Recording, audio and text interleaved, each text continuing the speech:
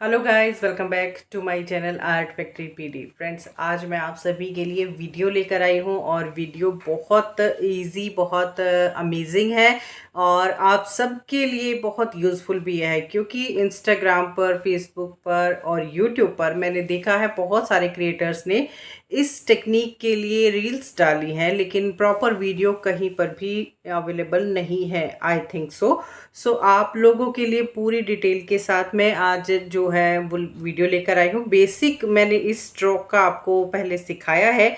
क्या है stroke, video में देखेंगे। तो चलिए करते हैं बात और देखते हैं आज की वीडियो में क्या है खास। फ्रेंड्स, बहुत दिन के बाद आज एक अलग कॉन्सेप्ट में लेकर आई हूँ। खैर, अभी तबीयत तो ठीक नहीं है पूरी तरह से, चोट अभी बाकी है। मैं आप सबको अपडेट इसीलिए टाइम टू टाइम देती रही हूँ कि आप भी मेरी फैमिली हैं और आपको भी पता होना ज़रूरी है। तो आज जो कॉन्सेप्ट मैं लेकर आई हूँ बहुत इजी है और बट बहुत ब्यूटीफुल है। एक ही कलर से आप पूरा काम इसमें कर सकते हैं। तो किस तरह से हमें करना है मैं आपको दिखा रही हूँ। देखिए, इस तरह से हम इसको वर्क को करेंगे। हमने आउटलाइन दे दी है और उसके बाद आउटलाइन पर हमें ब्रश को रखना है और अंदर की तरफ ड्रैग करना है। सिंगल स्ट्रोक जैसे हमने किया था ना, ये सिंगल स्ट्रोक ही है, लेकिन हमें सिंगल कलर से ही करना है।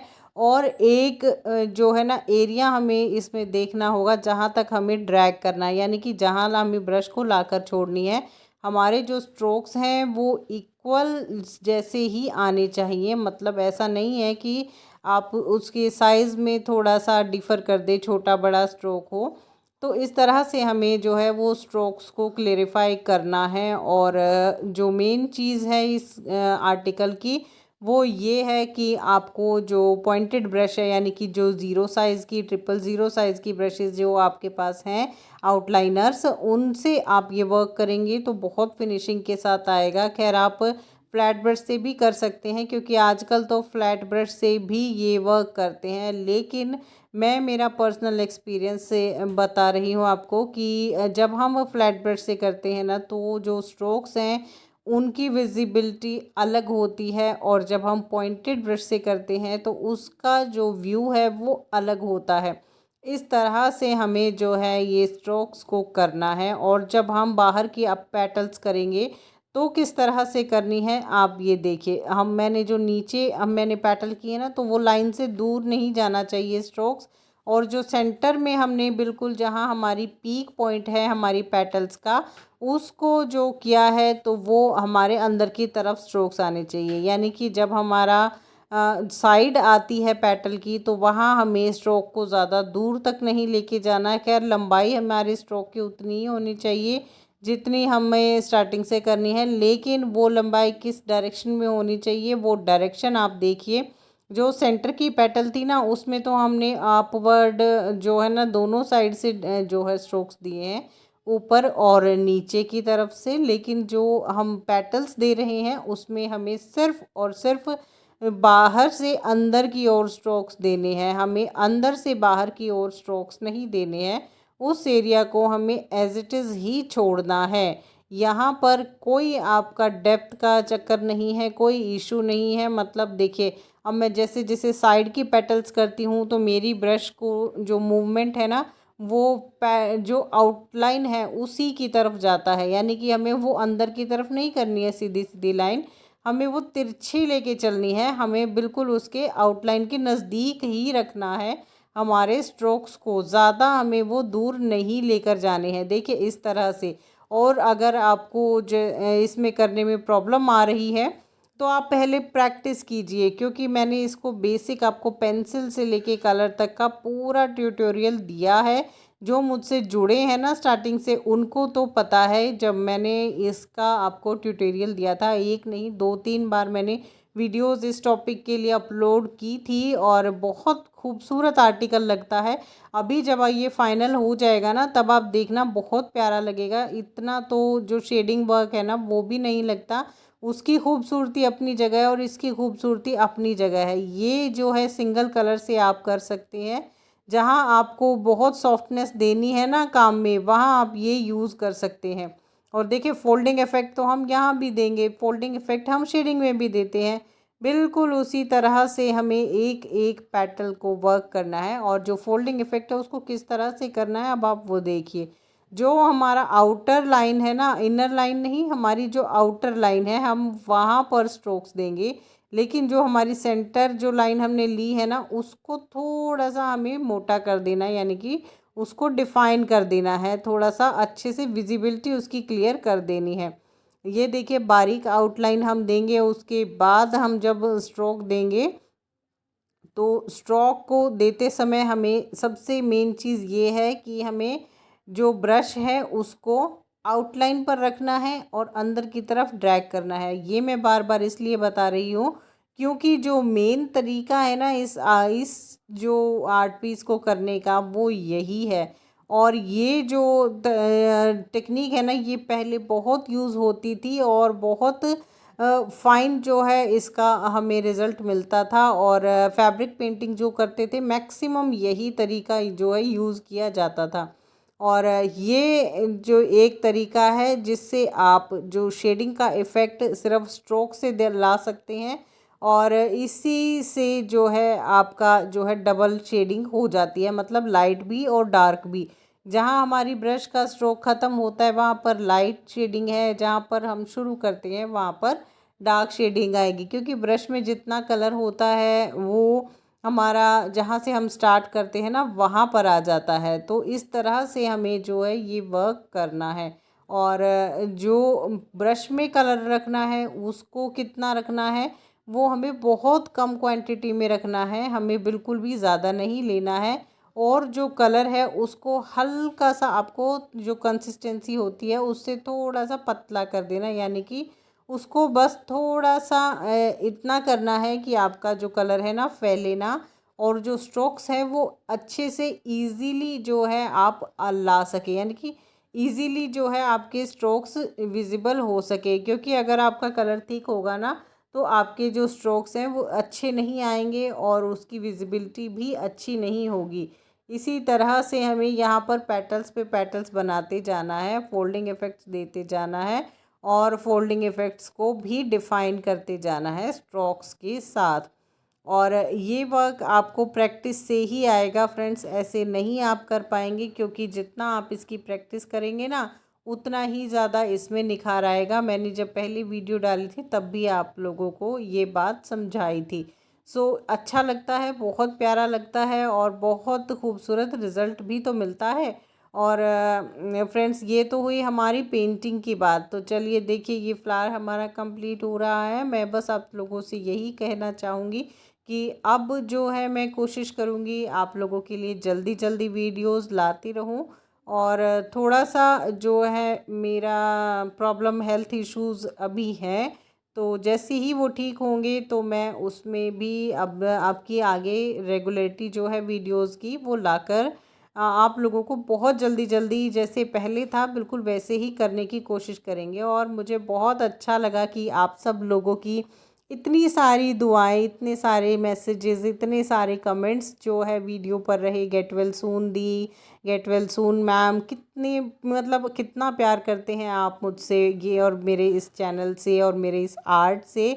ये जो है ना आप लोगों के कमेंट्स और आप लोगों के मैसेजेस जो हैं ये दिखा रहे थे और बहुत अच्छा लग रहा था। बहुत मतलब कहते हैं ना रिकवरी से ज़्यादा जो चीज़ें हैं ना दवाइयों से ज़्यादा दुआएं असर करती हैं। तो मेरे साथ तो बहुत सारे लोगों की दुआएं हैं, आप जैसे व्यूवर्स हैं मेरे पास जो हर सिचुएशन में मेरे साथ हैं। ऐसे सिचुएशन में भी मेरे साथ रहे हैं, मेरे चैनल को उन्होंने रन करवाया है, मतलब वीडियोस चलती रही हैं, बिल्कुल भी कहीं से नहीं रुकी हैं। तो जो ऊपर एक लोटस बर्ड थी ना वो भी मैंने इसी तरीके से बनाई है, तो मैंने वीडियो में नहीं लिया उसको क्योंकि वीडियो बहुत लंबी हो जाती है और एक ही मेथड जो है उसमें भी अप्लाई होना था, बस उसमें कहीं फोल्डिंग इफ़ेक्ट नहीं था।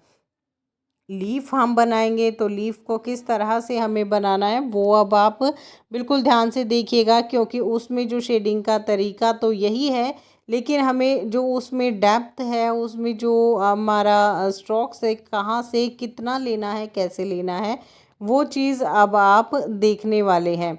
तो मैं डीप ग्रीन कलर यूज़ कर रही हूँ और मैंने ना ये रफली ऐसे ही बनाया था, बहुत दिन के बाद मैं कर रही हूँ ना फ्रेंड्स, तो अगर मिस्टेक कहीं आपको लगे तो प्लीज़ मुझे बता दीजिएगा, क्योंकि अभी जो है थोड़ा सा मेरा जो सर दर्द का इशू है, सर में चोट लगने की वजह से थोड़ा उसका प्रॉब्लम रहता है।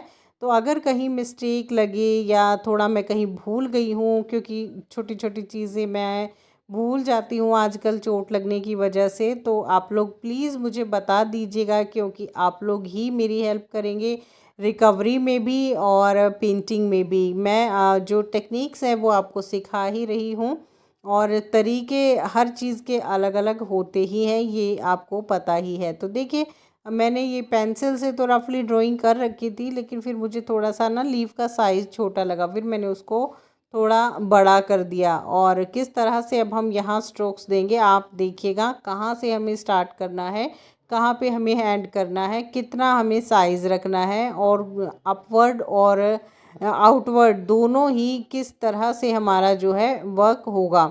तो देखिए, यहाँ भी मैं काम करते करते भूल गई कि मुझे कहाँ से करना है। तो जो नीचे का पार्ट है ना, वहाँ से आप स्टार्ट कीजिएगा, इजी रहेगा आपको करने में। और इस तरह से जो है आपका स्ट्रोक्स है ना, यहाँ पर बाहर से अंदर की ओर लेने हैं, और यहाँ थोड़ा सा डार्क जो है स्ट्रोक्स होने चाहिए, लाइट स्ट्रोक्स नहीं होने चाहिए, क्योंकि जो लोटस का लीफ है उसमें भी इसी तरह से होता है। अब देखिए, ये पार्ट बड़ा है, तो यहाँ हम थोड़े बड़े बड़े स्ट्रोक्स लेंगे, और किस डायरेक्शन में स्ट्रोक्स हमें लेने हैं, अब डायरेक्शन आप देखिएगा। एक बार तो हमें ये प्लेन जो है हमें स्ट्रोक सिंपली ही लेने हैं, जैसे हमने फ्लावर में लिए थे, लेकिन फिर जब इसकी डायरेक्शन की बात आती है तो हमें यहाँ पर थोड़ा घुमाव भी देना है, ताकि हमारा जो स्ट्रोक्स हैं, हमारी लाइंस है, वो बिल्कुल सीधी सीधी ना लगे।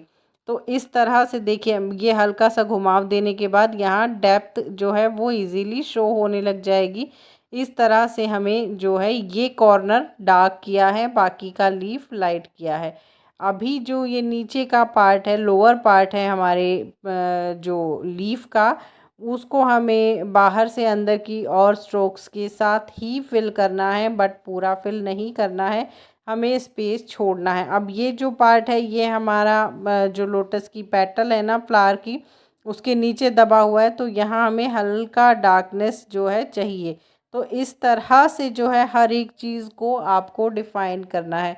तो रुकिए ज़रा, अभी ये कंप्लीट नहीं हुआ है, अभी भी इसमें काम बाकी है। तो अब देखिए, यहाँ से मैं अंदर से बाहर की ओर स्ट्रोक्स कर रही हूँ, और स्ट्रोक्स को थोड़ा डार्क रखिएगा यहाँ पर। इस तरह से मैंने अंदर से बाहर की ओर यहाँ स्ट्रोक दिए हैं। जो ऊपर का पार्ट है ना हमारे लीफ का, वो बिल्कुल इसी टेक्निक के साथ आप जो है ना हिबिस्कस फ्लावर भी बना सकते हैं। आप कहेंगे तो मैं वो भी आपको बना के दिखाऊंगी। और जो बाहर से अंदर की ओर स्ट्रोक्स होंगे ना, वो बहुत छोटे होंगे, यानी कि बहुत लंबे नहीं बनाने हैं, छोटे छोटे स्ट्रोक्स बनाने हैं। देखिए इस तरह से। तो दूसरा लीफ भी मैंने बना लिया, उसके बाद बारी आई स्टेम्स की।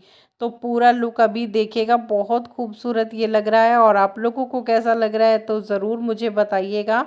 मुझे आपके कमेंट्स का इंतज़ार रहेगा। बहुत दिन के बाद एक नई कोशिश की है, नई शुरुआत की है। उस शुरुआत में मेरे हाथ से हाथ पकड़कर तो आप लोग ही मेरे साथ रहेंगे, और जैसे पहले साथ दिया था वैसे ही अब साथ देंगे। तो चलिए देखिए अब इसका फुल लुक कैसा लगा, ये ज़रूर से ज़रूर मुझे बताइएगा। और अपने जो कमेंट्स, अपने सुझाव है कमेंट सेक्शन में ज़रूर बताइएगा, कहाँ क्या मिस्टेक है और कहाँ क्या आपको अच्छा लगा, और क्या सीखना चाहते हैं ये भी मुझे ज़रूर से ज़रूर बताइएगा। और वीडियो पसंद आए ना तो लाइक कीजिएगा, चैनल पर नए हैं सब्सक्राइब करके बेल आइकन को प्रेस कर लीजिए रेगुलर नोटिफिकेशंस के लिए। और साथ ही साथ ना वीडियो को प्लीज़ बहुत सारा शेयर कर दीजिए, क्योंकि शेयर करेंगे आप तभी हमारा जो फैमिली है वो और भी बढ़ेगा। तो जो फैब्रिक पेंटिंग बिजनेस की वीडियोस है ना, वो लेफ़्ट साइड में है, और जो फैब्रिक पेंटिंग की क्लासेस की वीडियो है वो राइट साइड में है। तो आपको जो देखना है, जिसकी नॉलेज चाहिए, वो आप क्लिक कीजिए और देखिए जल्दी।